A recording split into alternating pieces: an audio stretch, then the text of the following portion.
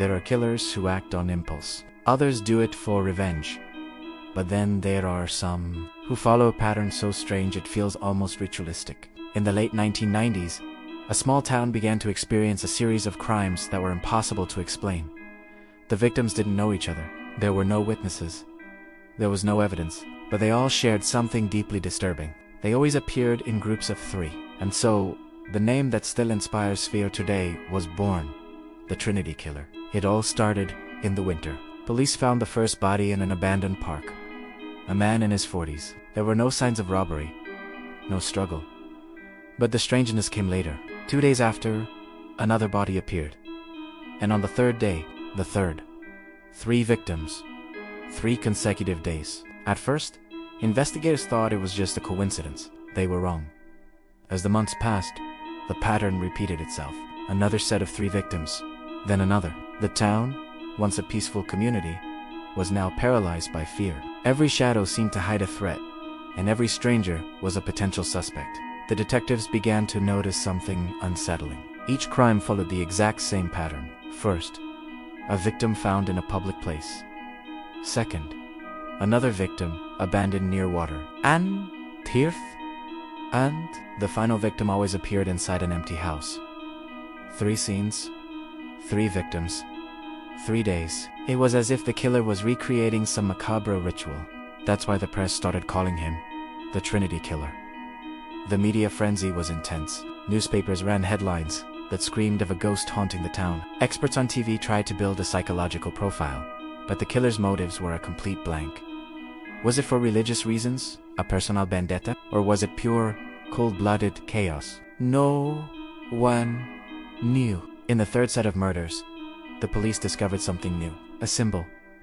3 intersecting lines carved near one of the victims.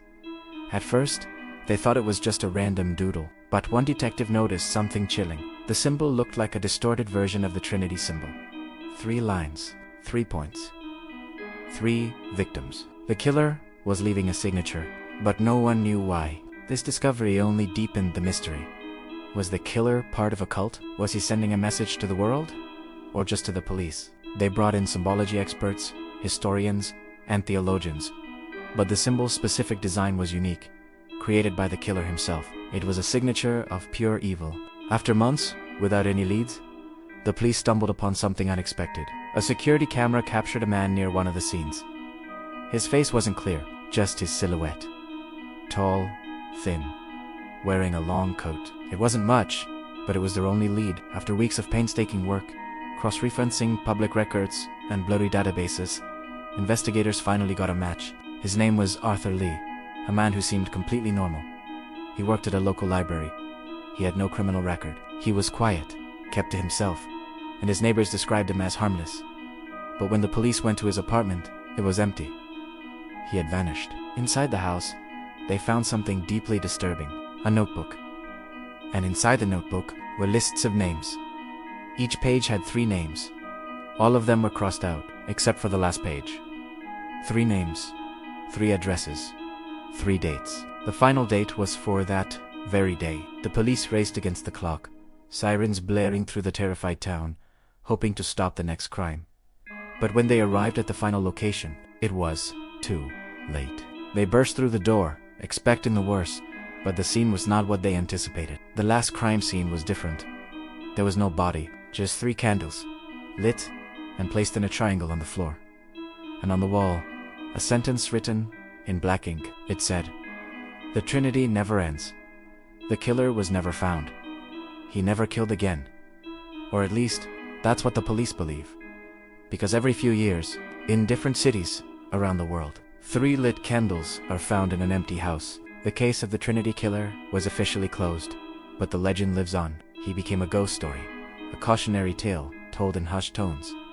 And now the question remains, did this killer truly disappear? Or is he simply waiting for his next group of 3? The file is cold, but the fear is not. Some of the original detectives, now retired, still look over their shoulders. They check the news for reports of unexplained deaths that come in 3s. The idea that he's still out there, patiently planning, is a thought too terrifying to contemplate. Perhaps the Trinity isn't just about 3 victims. Perhaps it's about 3 stages.